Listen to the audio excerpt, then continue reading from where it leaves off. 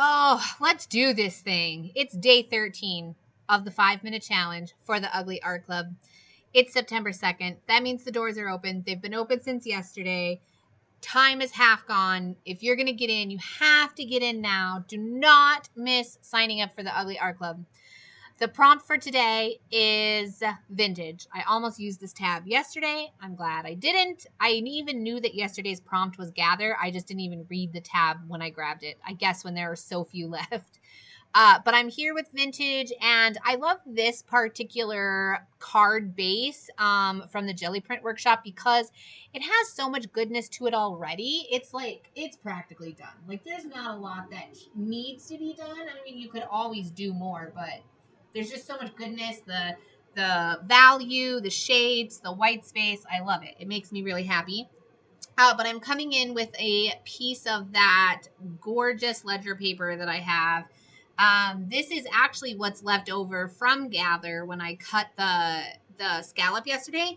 And so I just glued it right to the top, and I'm going to let that dry for just a quick second, and then I'm going to trim it up to the shape of the card. So it's very cool. And then, just like I mentioned, I am doing the dots and the white space. It's one of my favorite go-tos, but also it goes through the whole book. Like, it's not on every single page, but it keeps continuity as you flip through the pages, and some of those same sort of marks pop up.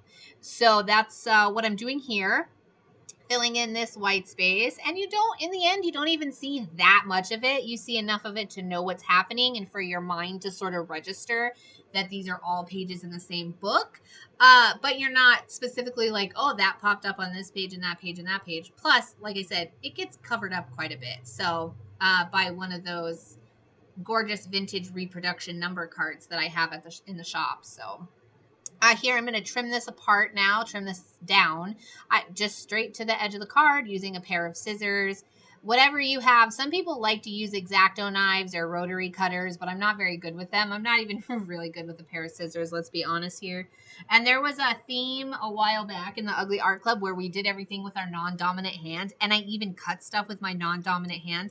And I got so many messages. Everyone was so worried. Like, I'm not great with cutting stuff, and just not. It's fine. We all have our thing. I did decide that I loved the addition of the black pen, and black is something that I put on all of my art. So I decided that it also occurred to me that the vintage paper wasn't really quite standing out on its own with all of that gorgeous texture and value change that was happening in the rest of the card.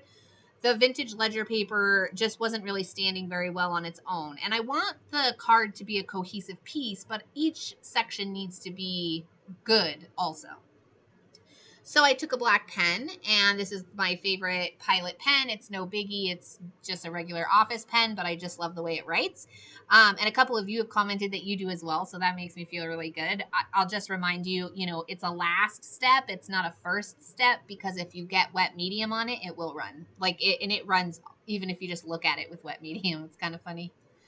But so I just outlined the shape of the card sans the ledger paper. So it's like I outlined the negative space, which, interestingly enough, negative spaces is the theme for the Ugly Art Club for September. So there will be 3 tutorials coming up ASAP, one by Tiffany, one by Kristen, and one by myself.